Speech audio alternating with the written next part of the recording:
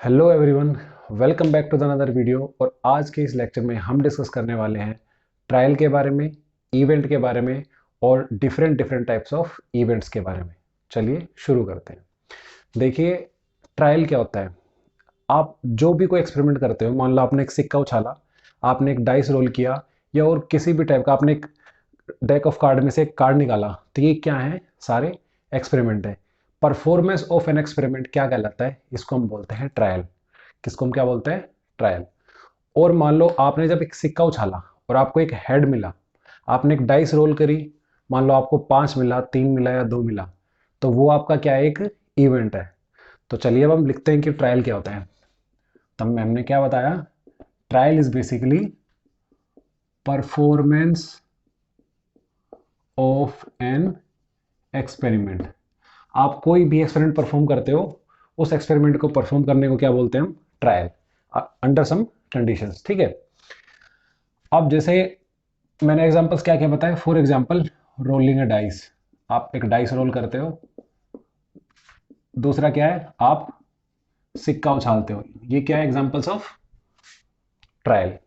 अब हम बात करते हैं इवेंट क्या होता है। इवेंट इवेंट मैंने आप कभी भी बताया, event is the outcome of the experiment. तो आपसे कोई पूछे कि इवेंट क्या होता है, these events are the outcomes of an experiment. Experiment के आउटकम को हम क्या बोलते हैं? इवेंट। फॉर एग्जांपल, आपसे पूछता है getting a head is an event. अच्छा, हेड आपको कब मिलेगा? पूरा लिख लेना। Getting a head is an event when you toss a coin. अब जब आप एक कॉइन को उछालते हो तो एक हेड मिलना आपका क्या है? एक इवेंट है। टेल मिलना क्या है? इवेंट क्या है। फॉर एग्जांपल, अब आप डाइस आपने रोल करी और मान लो उस पर आपको क्या मिला? Getting a number. मान लो गेटिंग 5 मिला, 4 मिला, 3 मिला, ये भी क्या है? इवेंट है। ठीक है जी। So these are the examples of event, और ये मैंने आपको बता दिया, these are the examples of experiment. तो आपको समझ में आ गया कि एक्सपेरिमेंट को परफॉर्म करना क्या कहलाता है? ट्रायल। और उस एक्सपेरिमेंट की जो आउटकम्स होती हैं, ठीक है, उन आउटकम को हम क्या बोलते हैं? इवेंट बोलते हैं। ठीक है। देखिए, ट्रायल और इवेंट है, ये दोनों चीजें साथ साथ चलती हैं। जैसे आपने कोई ट्रायल किया तो आपको एक इवेंट मिलेगा, जैसे आप ट्रायल करोगे आपको इवेंट मिलेगा। ये ट्रायल था, इवेंट मिल गया, ट्रायल था, इवेंट मिल गया। तो हम क्या लिखेंगे? Trial and event takes place simultaneously.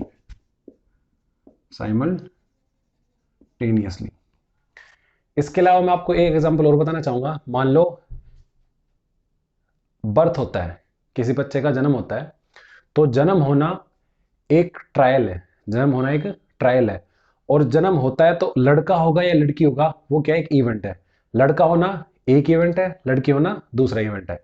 तो जन्म एक ट्रायल है और लड़का होना या लड़की होना क्या है? एक इवेंट है। आई होप आपको ट्रायल एंड इवेंट का डिफरेंस अच्छे से समझ में आ गया होगा। अब हम बात करते हैं सैंपल स्पेस की।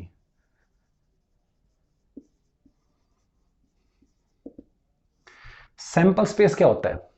देखो, आपने एक ट्रायल किया, तो उस ट्रायल में, मतलब उस एक्सपेरिमेंट में बहुत सारी आउटकम्स हो सकती हैं। मान लो आप एक डाइस को रोल करते हो, तो 1 2 3 4 5 6 कोई भी नंबर आ सकता है।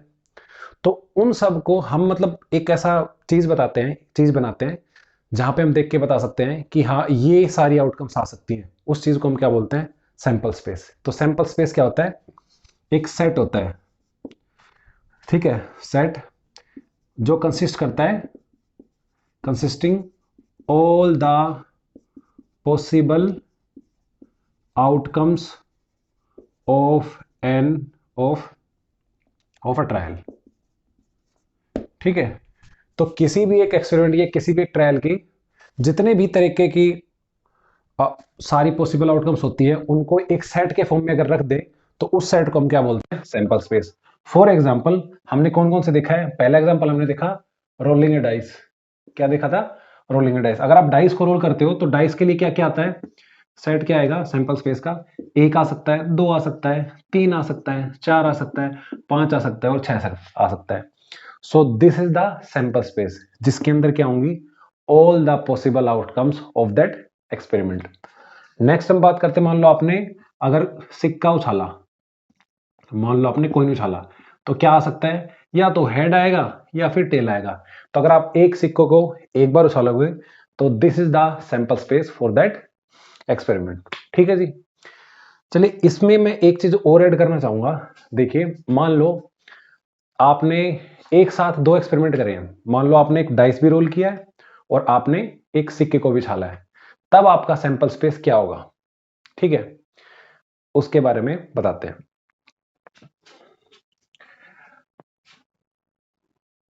देखो ये आपका है, मान लो ये आपका कॉइन है और ये आपका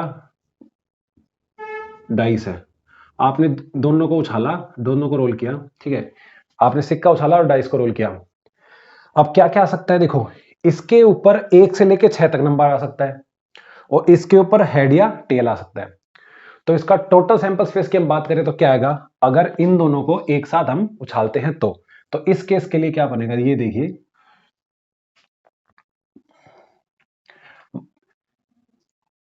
मान लो पहले के ऊपर हम हेड फिक्स कर लेते हैं कि इसके ऊपर सिर्फ हेड आ रहा है, तो इसके ऊपर क्या क्या आ सकता है, हेड के साथ 1 आ सकता है, हेड के साथ 2 आ सकता है, हेड के साथ 3 आ सकता है, हेड के साथ 4, हेड के साथ 5 और हेड के साथ 6।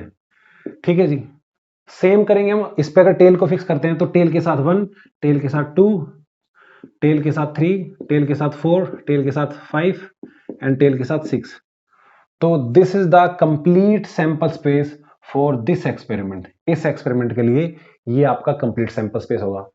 लेकिन अगर आपको सिर्फ ये टोटल नंबर ऑफ केसेस चाहिए तो आप हर बार इसको लिखोगे थोड़ी ना। तो इसके लिए मैं आपको एक छोटा सा फॉर्मूला बताता हूं। देखिए जब आप एक डाइस को रोल करते हो तो टोटल सैंपल स्पेस में कितने एलिमेंट होते हैं, मान लो इसके अंदर है m, कितने हैं, m इवेंट्स हैं सैंपल स्पेस के अंदर। अगर आपने एक सिक्का उछाला है, इसके अंदर मान लो कितने हैं सैंपल स्पेस के अंदर, मान लो n इवेंट है। और अगर इन दोनों को साइमल्टेनियसली उछालोगे ना तो सैंपल स्पेस में कितने इवेंट्स आएंगे, m गुणा में n। These are the total number of elements in the sample space. Sir ये कैसे हुआ, समझ में नहीं आया। अब देखिए हमने अभी भी बताया आपका जब आप डाइस को रोल करते हो तो टोटल कितने कितने एलिमेंट्स होते हैं, 6। 6 आएंगे ना, 6 आ गया। अगर आप सिक्के को उछालते हो तो कितने एलिमेंट आते हैं, 2। और दोनों को जब एक साथ उछालेंगे तो कितने आएंगे, 6 गुणा में 2 इक्वल्स टू 12। ये लो सिंपल सा है।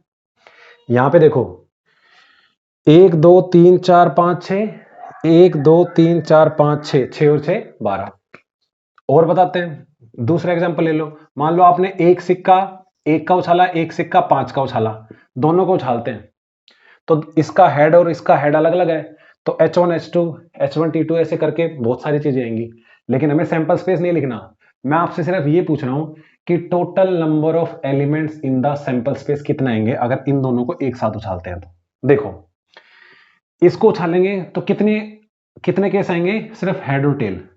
इसके भी 2 आएंगे, इसके भी 2 आएंगे, दोनों को एक साथ उछालेंगे तो 2 गुणा में 2 इक्वल्स टू 4 केसेस आएंगे। Very simple. दूसरा लास्ट हम एक और डिस्कस कर लेते हैं। मान लो आपने एक डाइस ये उछाली, एक डाइस ये उछाली, दोनों को उछालते हैं तो आपसे पूछता है कि टोटल कितने नंबर ऑफ केसेस आ सकते हैं। तो कितने आ सकते हैं, एक साथ उछालेंगे। अगर डाइस को उछालते हैं, एक को उछालते हैं तो आपके आते हैं 6 केसेस, दूसरे को उछालेंगे तो आएंगे 6 केसेस, और दोनों को एक साथ उछालेंगे तो आएंगे 6 × 6 equals to 36 cases. So I hope आपको अच्छे से समझ में आ रहा होगा। चलिए अब हम आगे देखते हैं। हाँ जी, अब हम बात करेंगे डिफरेंट टाइप्स ऑफ इवेंट्स के बारे में। चलिए देखते हैं। देखिए सबसे पहले हम डिस्कस करते हैं नल इवेंट के बारे में। नल इवेंट क्या होता है, देखिए ऐसा इवेंट जिसके कोरस्पॉन्डिंग कोई आउटकम ही ना हो उसको हम नल इवेंट बोलते हैं। What is null event, null event the event which has no outcome या no sample point या जिसके अकरेंस की प्रोबेबिलिटी क्या हो, 0, या फिर क्या ले देते हैं, 0 प्रोबेबिलिटी ऑफ अकरेंस। ठीक है, उसको हम क्या बोलते हैं, नल इवेंट। तो नल इवेंट ऐसा इवेंट होता है जिसके कोई आउटकम नहीं होती, जिसका कोई सैंपल पॉइंट नहीं होता और जिसकी होने की प्रोबेबिलिटी क्या होती है, जीरो। आप कहोगे कि सैंपल पॉइंट क्या होता है? देखिए, जैसे मान लो हमने एक डाइस को उछाला, और जब डाइस को उछालते हैं तो आपके पास क्या क्या आता है, 1 2 3 4 5 6। तो सैंपल स्पेस में जो हर एक एलिमेंट होता है ना, हर एक एलिमेंट को हम बोलते हैं सैंपल पॉइंट, ठीक है। तो नल इवेंट के कोरस्पॉन्डिंग कोई भी सैंपल पॉइंट नहीं होता है, ऐसे इवेंट को हम क्या बोलते हैं, नल इवेंट, ठीक है। अच्छा, अब बात करते हैं इसके एग्जांपल की, ठीक है। हम ये क्या पढ़ रहे हैं, बेसिकली हम पढ़ रहे हैं क्लासिफिकेशन ऑफ इवेंट्स, ठीक है जी। हाँ जी, तो सबसे पहले हमने देखा नल इवेंट। तो इसके एग्जांपल की हम बात करें तो क्या बोलेंगे, जैसे probability of getting a head in rolling a dice is a null event, ठीक है। क्या बताया कि आप एक डाइस को रोल कर रहे हो और आपसे पूछे कि उसमें हेड आने की क्या प्रोबेबिलिटी है। एक आप सिक्का उछाल रहे हो और बोल रहे कि उस पर 15 आने की क्या प्रोबेबिलिटी है, ठीक है। तो ये क्या है, नल इवेंट, ठीक है, जिसके होने की प्रोबेबिलिटी क्या होती है, जीरो। क्योंकि डाइस उछालोगे उसके ऊपर हेड टेल थोड़ी ना आएगा, उसके ऊपर तो 1 2 3 4 5 6 तक ही नंबर आएंगे, ठीक है। तो इनको हम बोलते हैं नल इवेंट। चलिए अब हम बात करते हैं सेकंड केस की। तो सेकंड होता है आपका श्योर इवेंट। श्योर इवेंट कौन सा होता है, the event which is sure to occur, मतलब जो इवेंट होना ही होना है, उन इवेंट को हम क्या बोलते हैं, sure event. The event which is sure to occur, उसको हम क्या बोलते हैं, श्योर इवेंट। अब श्योर इवेंट का एग्जांपल, अच्छा अब इनकी प्रोबेबिलिटी क्या होती है, probability of sure event is 1। अब भाई जो इवेंट होना ही होना है, उस इवेंट की हमने श्योर इवेंट की प्रोबेबिलिटी क्या बताई है, 1। तो श्योर इवेंट की प्रोबेबिलिटी हमेशा क्या होती है, 1।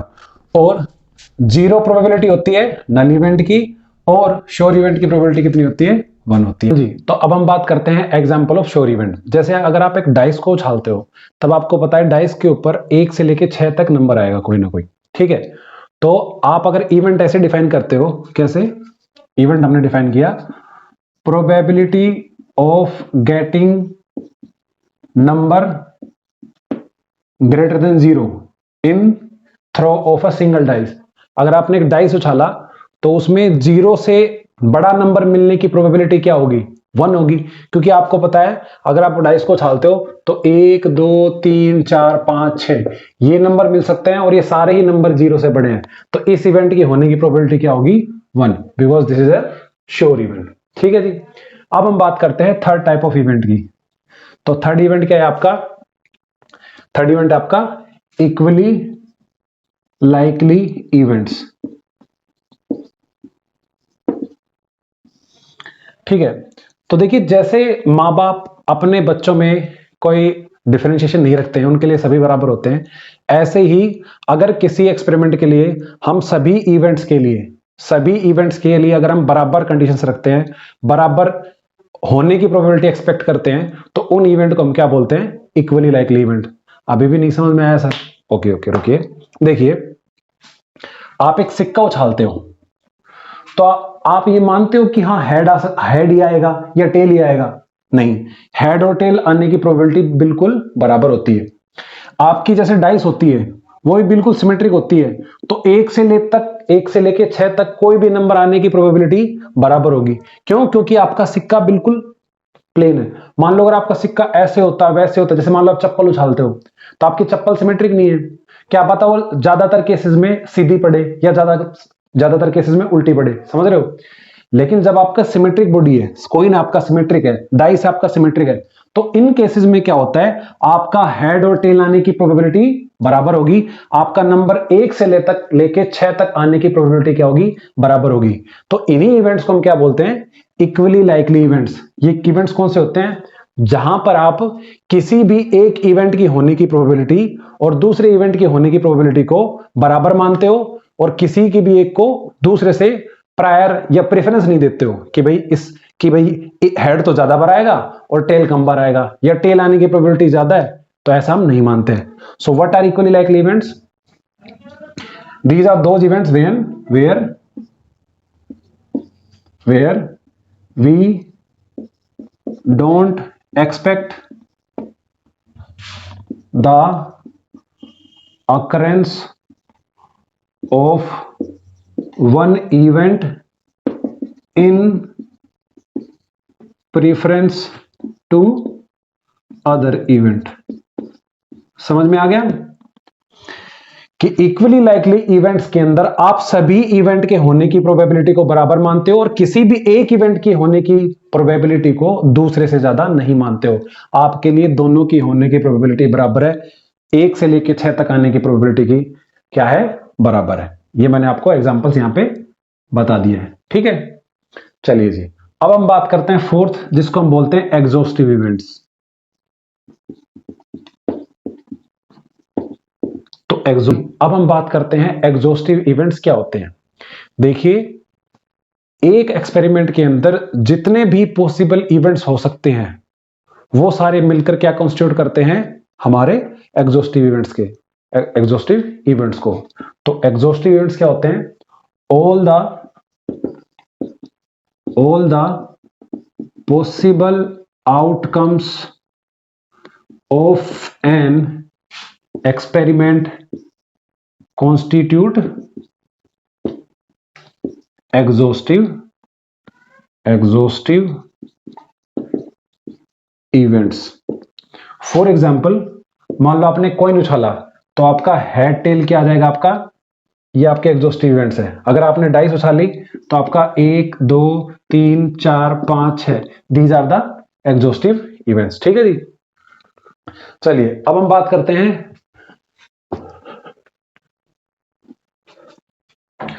हाँ जी, अब हम बात करते हैं इवेंट के 5th टाइप के बारे में, म्यूचुअली एक्सक्लूसिव इवेंट्स। तो देखिए, जैसे कि क्या होता है, मान लो किसी घर में 2 भाई हैं या 2 बहनें हैं, वो कहते हैं कि भाई ये तू पार्टी में जाएगा तो मैं नहीं जाऊंगा, और मैं पार्टी में जाऊंगा तो ये नहीं जाएगी या ये नहीं जाएगा। तो वो क्या कर रहे हैं, एक दूसरे को एक्सक्लूड कर रहे हैं कि भाई ये जाएगा तो मैं नहीं जाऊंगा और मैं जाऊंगा तो ये नहीं जाएगा, ठीक है।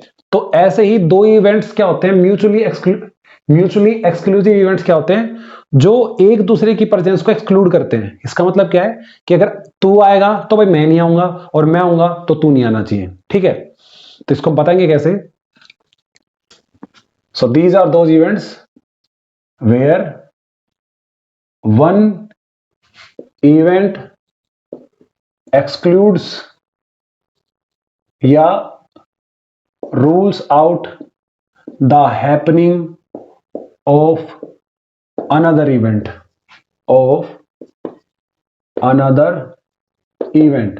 उनको हम क्या बोलते हैं, म्यूचुअली एक्सक्लूसिव इवेंट। समझ में आया? तो म्यूचुअली एक्सक्लूसिव इवेंट्स क्या होते हैं, दीज आर दोज इवेंट्स जहां पे क्या होता है, वेयर अकरेंस ऑफ, चलो यहां पे लिख देते हैं, where occurrence of one event exclude या rules out the happening of another event. इसको हम क्या बोलते हैं, म्यूचुअली एक्सक्लूसिव इवेंट्स। समझ में आ गया? क्या बोल रहे हैं कि भाई अगर तू होगा तो ये नहीं, मतलब अगर पहला इवेंट अगर आप मानते हो ना, आप बोल रहे हो कि भाई ये दोनों इवेंट्स क्या है, म्यूचुअली एक्सक्लूसिव। अगर ये होगा तो इसका मतलब ये नहीं होगा, और अगर ये होगा तो ये नहीं होगा। सो इन इवेंट्स को हम क्या बोलेंगे, म्यूचुअली एक्सक्लूसिव इवेंट्स। इनका एग्जाम्पल क्या लिखोगे, जब अगर मान लो आप क्या करते हो, एक सिक्के को उछालते हो तो getting a head and tail, ये क्या है, म्यूचुअली एक्सक्लूसिव इवेंट्स हैं। कैसे भाई, देखो भाई, आपने एक सिक्के को एक बार उछाला, एक सिक्के को अगर एक बार उछालेंगे तो या तो हेड आएगा या फिर टेल आएगा। हेड और टेल में से एक ही चीज आएगा, दोनों ऑप्शन एक साथ एक मोमेंट पे नहीं आ सकते, इसलिए ये दोनों क्या है, म्यूचुअली एक्सक्लूसिव इवेंट्स, ठीक है जी। चलिए अब हम बात करते हैं इसके 6 टाइप के बारे में, जिसका हम बोलते हैं फेवरेबल इवेंट्स। फेवरेबल इवेंट्स क्या होते हैं, उनका बोलते हैं the cases which ensures the occurrence of desired event, उनको हम क्या बोलते हैं? उनको हम बोलते हैं फेवरेबल इवेंट्स। तो फेवरेबल इवेंट्स क्या किनको बोलते हैं? देखो, आप चाहते हो, आपने एक डाइस रोल की और आप चाहते हो कि मेरे पास नंबर ना 4 से छोटा है, तो उसके कॉरस्पॉन्डिंग कौन कौन से केसेस होंगे? एग्जांपल मैंने क्या बताया? Getting a number less than 4। तो 4 से छोटा क्या क्या नंबर होता है? देखो भाई, 1 और 2 और 3। तो these are the favourable events, ठीक है, these are the favourable cases. तो ये फेवरेबल केसेस हमारे क्या बनाते हैं? इस डिजायर्ड इवेंट को कंप्लीट करते हैं, ठीक है जी। तो 4 से लेस नंबर आने की क्या प्रोबेबिलिटी है? फेवरेबल केसेस 3 है, टोटल केसेस 6 हैं। So this is the probability of getting a number less than 4, ठीक है जी। इसको हम बोलते हैं फेवरेबल इवेंट्स। नेक्स्ट हम बात करते हैं इंडिपेंडेंट इवेंट्स की। 7th है हमारा इंडिपेंडेंट इवेंट्स। आपको नाम से ही पता लग रहा होगा कि इंडिपेंडेंट इवेंट्स क्या बताना चाह रहा है। देखिए, दो इवेंट्स को हम इंडिपेंडेंट तब बोल सकते हैं जब दोनों को एक दूसरे से कोई मतलब नहीं है। तू भाई अपने हिसाब से कर, मैं अपने हिसाब से करूंगा, मेरे को तेरे से कोई मतलब नहीं है, तेरे को मेरे से कोई मतलब नहीं है। उन इवेंट्स को हम क्या बोलते हैं? Independent events. ये थोड़ा बोलने में अच्छा नहीं लग रहा, इंग्लिश में लिखते हैं। तो इंडिपेंडेंट इवेंट्स क्या होते हैं? Two events are said to be independent events when, कब? व्हेन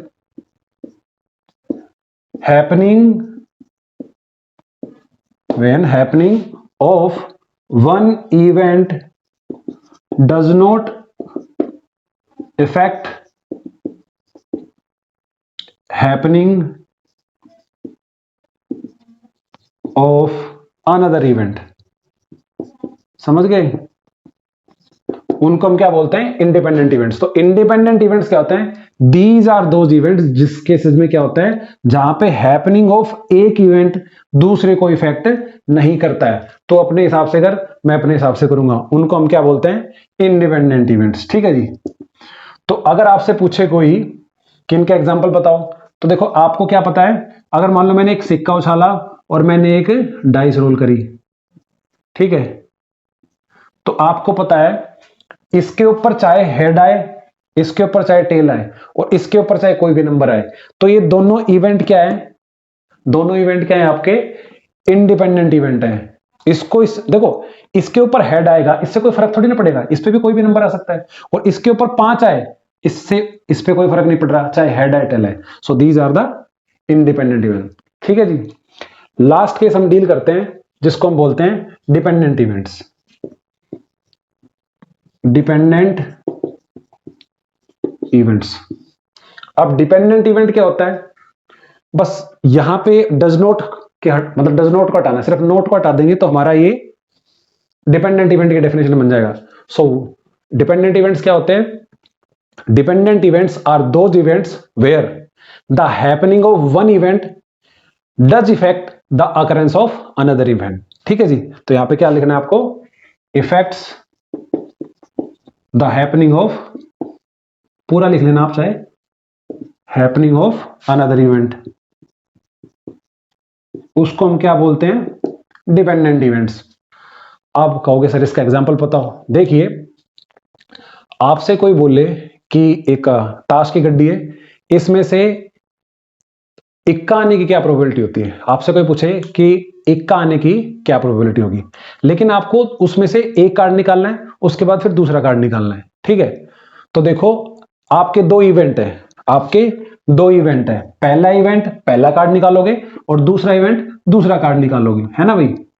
तो आपको पता है अगर पहला कार्ड इक्का आ गया तो फिर तो 3 इक्के बचे, और अगर पहला कार्ड इक्का नहीं आया तब आपके पास 4 इक्के बचे। तो आपके पास आपको पता है ना प्रोबेबिलिटी क्या होती है? Favourable cases upon total cases, है ना।